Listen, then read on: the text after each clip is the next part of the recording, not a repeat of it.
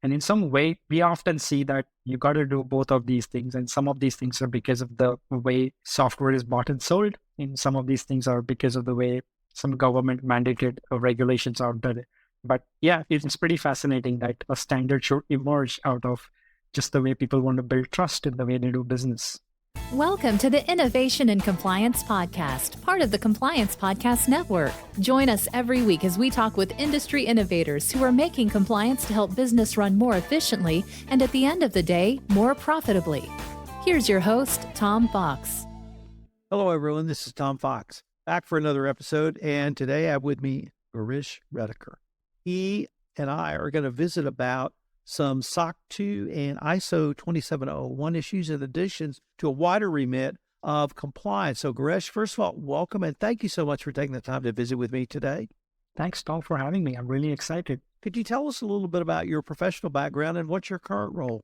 So I'm Girish. I'm the co-founder and CEO of Sprinto. At Sprinto, we are a software company that helps other software companies obtain compliances like SOC 2, ISO, and 15 others in an automated fashion. More importantly, I'm a software engineer first who likes to build and happiest when I'm writing code and building product, though I don't get to do that as much as I'd like these days. Before Sprinto, I ran another B2B software company called Recruiterbox. Across both startups, I wrote bulk of the early code before moving on to other duties, as the business grew, which included managing teams, running product, marketing. You could say I know a thing or two about running a software business. That's roughly my background. What led you to co-found Sprinto? Well, that's an interesting story. This kind of got seeded when I was running my previous startup. And as a company, we were trying to move up market. And as we encountered larger and larger companies in our customer pipeline, we invariably got stuck at a point where we had to go through security reviews. When they'd ask us for these compliances, SOC 2 and, security questionnaires and those kind of things. And I think, we kicked the can down the road as much as we could before attaining these compliances because they looked really overwhelming and they didn't look like something that a small company would want to do. And it looked extremely painful. There was a point where we actually bit the bullet and said that, hey, we need to get this done. And we took up that project. And I remember it ended up cannibalizing a bunch of other projects that we wanted to do as a company. It took a ton of time, took a ton of effort, costed a lot of money. And I don't think it was a very pleasant experience for me as someone who was doing this. And I think in some way or the other, Sprinter was born out of that pain. I was kind of trying to solve a problem for my past self.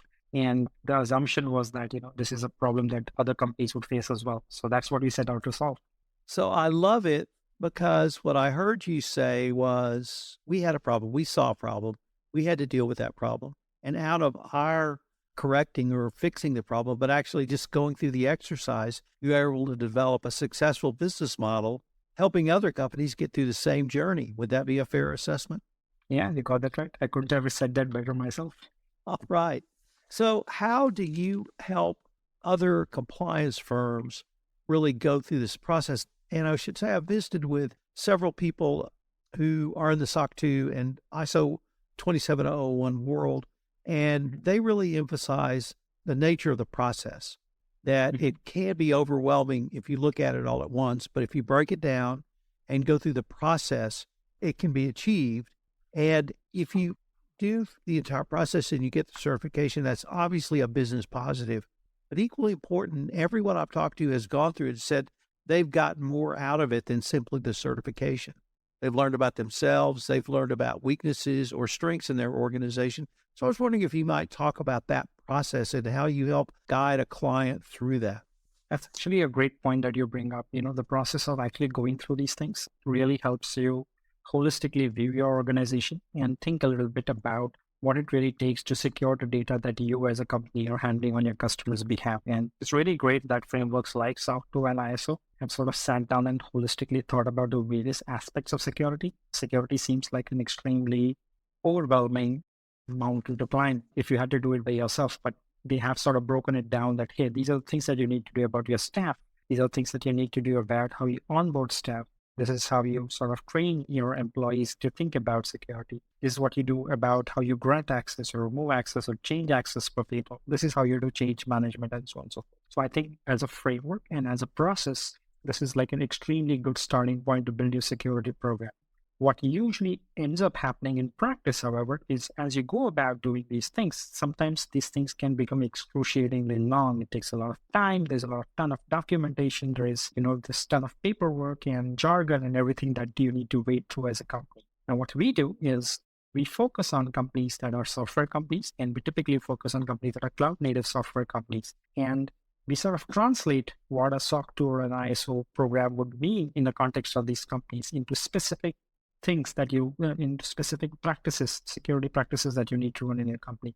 Not only do we do that, we actually help you automate some of these practices. The beauty of a SOC 2 or an ISO program is this is not something that you do at point in time. You need to run this over and over again. Like you need to do this on a continuous basis. And that's the bit that can get harder especially for smaller companies, because they simply don't have the resources to do this in a manner that, you can do this on a continuous basis and run that process on a continuous basis. So what Sprinto does is we'll hook into your systems that you already use as a company. So if you're on a public cloud like AWS, Azure, Google Cloud, or something else, we'll hook into that and make sure that we point out the gaps to you related to compliance. We'll hook into your change management system. Let's say you're using a code repository like GitHub or GitLab. We'll hook into that and we'll point out the gaps there.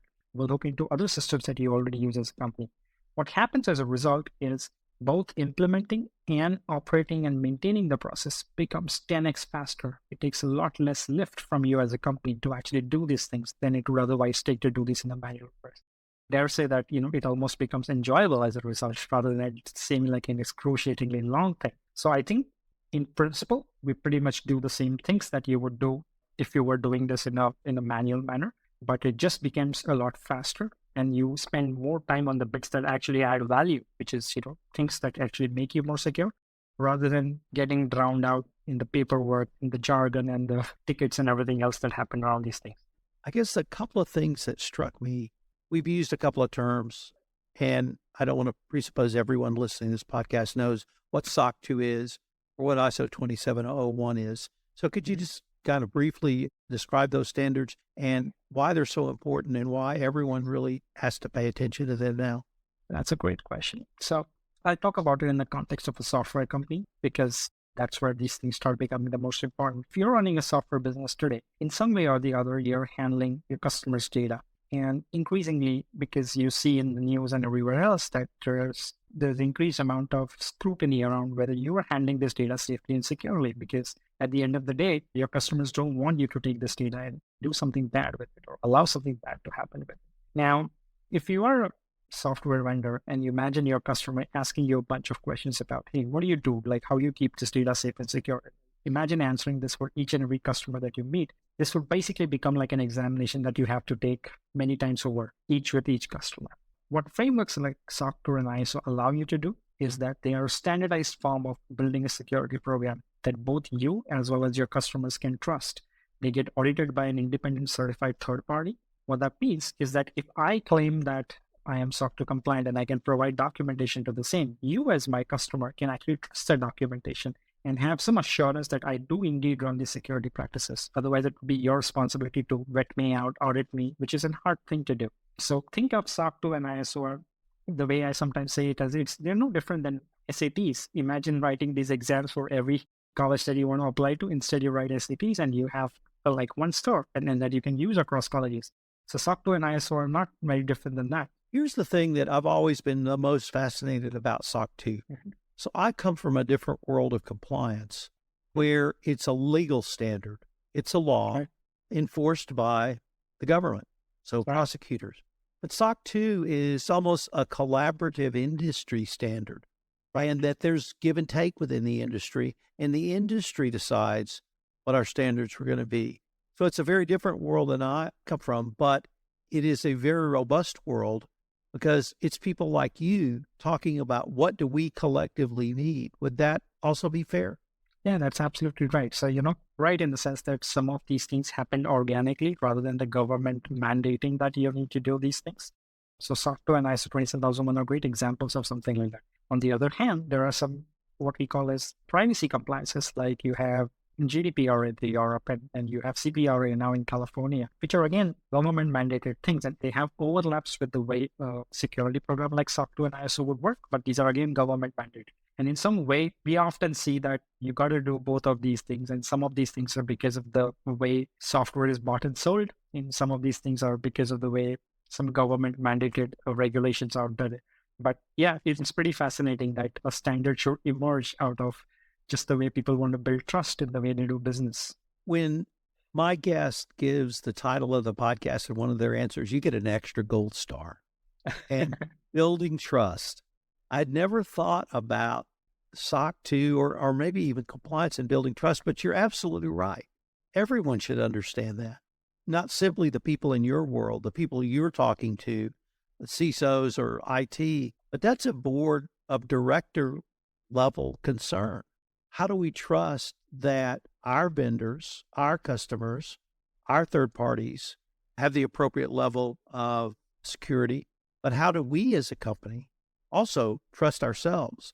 And when I sit down with the CISO or Chief Technology Officer or whatever the title might be of that role, you now have given the board of directors a reason to trust what that person is saying. So that's absolutely brilliant.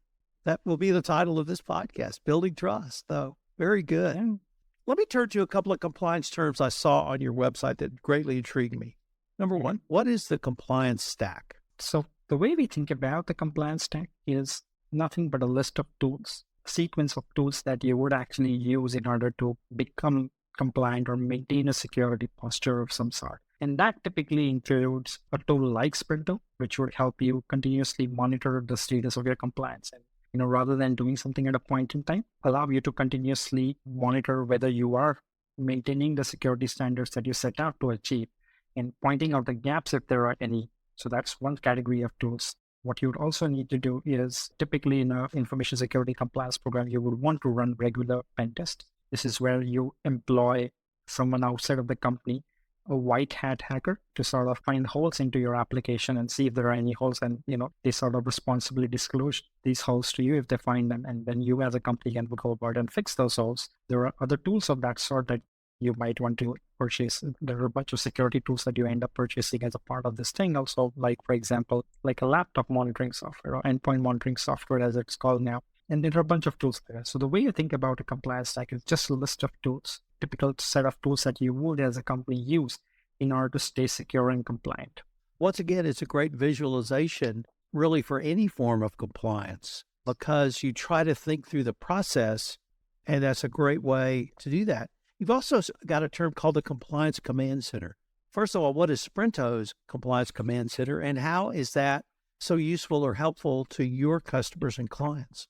The thing to understand about compliance or any holistic security program is that it covers a broad range of areas. There's stuff that you need to do with employees' laptops. There's stuff that you need to do with employees themselves when they join or leave your company. There's stuff that you need to do with how you write code and how you actually push code to production and how your application works. There's stuff that you need to do with your infrastructure and so on and so forth. So there are many areas of compliance, and there's stuff about how do you respond to an incident if it were to happen. Let's say there is an attack on your company. You have the right processes and procedures in place in order to actually deal with that attack and so on and so forth. Now, what a compliance command engine or a compliance command center really does is it allows you to look at all of these things together on a single pane of glass. This becomes extremely hard otherwise without central command center to be able to look at all of these things across the various areas that I spoke about, and they weren't exhaustive. But you need a single place where you can monitor this and know what's happening over there so that you're not having to call 10 people to just know, hey, what's my security posture right now? Is there something that's lacking? What I need to do? If you want to report this to your board of directors or anything else. The way I think about a compliance command center is nothing but a single pane of glass where you get to see exactly what your security and your compliance posture is, where the gaps are, who's responsible for those gaps right now, and are they getting remediated in time, and so on and so forth. That's the goal of the command center. I think our listeners now know that you are not from Texas, but you're here in the United States as we're recording this podcast, and it leads me to believe that your business, Sprinto's business, is literally a global business because you must have clients and customers in your home country of India, and you certainly have them here in America. So I wanted to maybe ask, What are two or three of the top concerns you're hearing in early 2023 about cybersecurity? Are they the same literally from India to the United States? Or what are maybe two or three of the top ones that you are counseling your clients and customers to be aware of? Here we are in Q1 of 2023. We have customers in Asia Pacific, Australia, Europe, North America, and lots of other parts of the world. And when I first started to speak with some of these customers, just to understand what their concerns are and what are some of the things that worry them the most and the things that they struggle with the most, I used to hear different words and the tactical things could be a little different here and there. But if you have enough of these conversations, you realize that there's a fair bit of a common thread amongst all of these things. So some of the very common things that I've seen security leaders care about and worry about a lot is, one, you could buy the best of breed software, the best of breed tools, you could pay good money for it. Eventually, it turns out that some of the most common places where people still leave themselves vulnerable is the people in the company. There's nothing really that stops you, like people in the company, from clicking on a link that's a phishing link where they just inadvertently share credentials that would allow an attacker to hack into something and get access into something, or social engineering or something like that. So I've seen security leaders worry about that a lot, especially as the company grows larger and you are now into hundreds of thousands of employees, and it's extremely, extremely hard to make sure that every employee, they're not automatons, finally, they're not robots at the end of the day. And we cannot ensure that absolutely each of them would follow practices around not clicking on phishing links, being careful about the email attachments that they get. And a small mistake over there could lead to large repercussions. So that's one of the things that I've seen a lot of security leaders worry about. 22 was clearly year of ransomware. The number of ransomware attacks increased drastically. And I think that was playing on the minds of a lot of security leaders that I spoke with. They were worried about how do we protect ourselves from this, how do we react to these things. And there are related downstream things about stuff like cybersecurity insurance that they want to purchase in order to protect themselves from these kind of ransomware attacks in case they would happen, and so on and so forth. So there's like a bunch of mental space and mind space of these security leaders that spent on that. So that was the other thing that was probably like a common thread that I came across when I was speaking with a bunch of these leaders. Chris, unfortunately, we are near the end of our time for this episode, but before we leave, I wanted to ask you if our listeners wanted any more information on yourself, on Sprinto, or really any of the topics we've touched on in today's podcast, what would be the best place or places for them to go? My company's online. You should visit us on sprinto.com, but I'd be happy to answer any questions that you might have or help you in any manner in security-related matters. So my email is girish@sprinto.com. Feel free to drop me a line. I'll definitely try and answer. Bruce, I wanted to thank you. This has been a great episode, and I appreciate your perseverance in connecting with me to get this podcast done and then sitting down and doing this. So I look forward to continuing this conversation. Thanks, Tom. Thanks for having me again. If you want to stay up to date on the latest innovations in compliance and help your business run more efficiently, subscribe to this podcast and help spread the word by leaving a review.